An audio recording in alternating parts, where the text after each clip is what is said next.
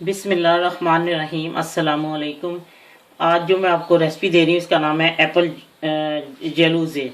ये एक औरत जो है उन्होंने मुझे एक खातून ने मुझे फरमाइश की थी कि आप प्लीज़ जर्मन जो स्वीट हैं चीज़ें वो भी बना सिखाएं। ये जर्मन में भी है और हर जगह ही मिलता है। ये जो मीठा है आपको मैं बताती हूँ इसके लिए मुझे किन किन चीज़ों की ज़रूरत है। इसके लिए मैंने 250 ग्राम सेब लिए हैं, उनके छोटे छोटे पीस काट लिए छील के उनको।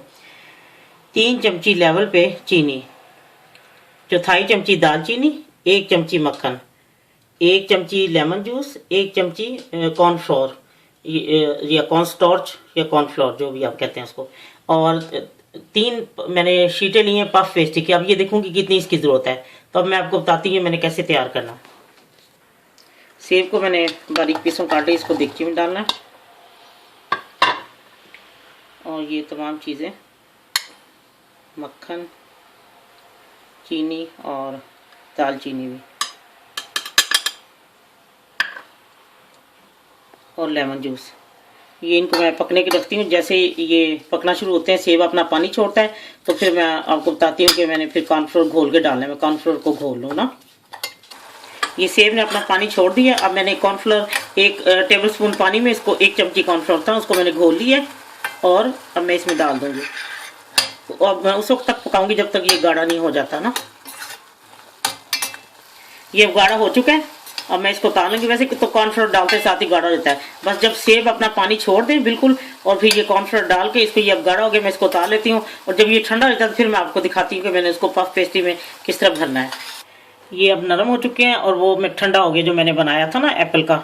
अब मैं इसको ये दरमियान से इसके ये पीस करती हूँ।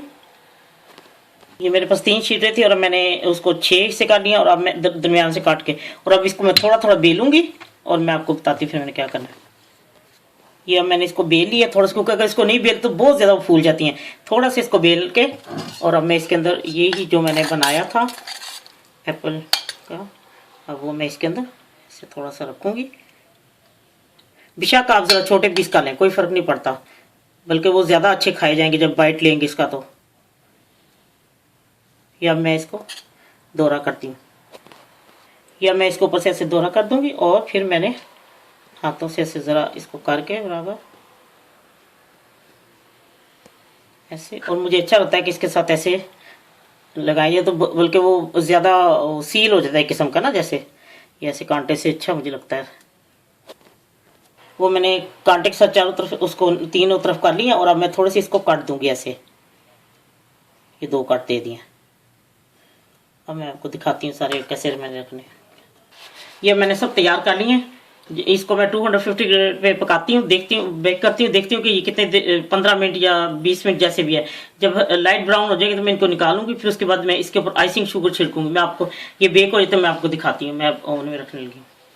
लीजिए ये तैयार है और मैंने इस तरह लाइट ब्राउन आपने करने हैं। आपको अपने ओवन के हिसाब का पता होना चाहिए कितनी देर बाद। मैंने तो इसको 15 मिनट पूरे रखा और इसको बाहर निकाली क्योंकि मैंने पहले से प्री हीट किया था ओवन। अब मैं इसके ऊपर थोड़ी सी आइसिंग शुगर छिड़कती हूँ।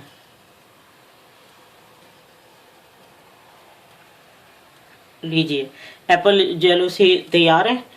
उम्मीद है कि जिन्होंने फरमाइश की थी उनको पसंद आएंगे, जिस बहन ने। और आप प्लीज़ अपने कमेंट्स देना ना भूलें और सब्सक्राइब करना ना भूलें।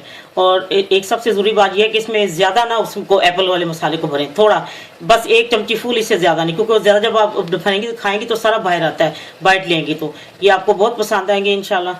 अल्लाह हाफिज़।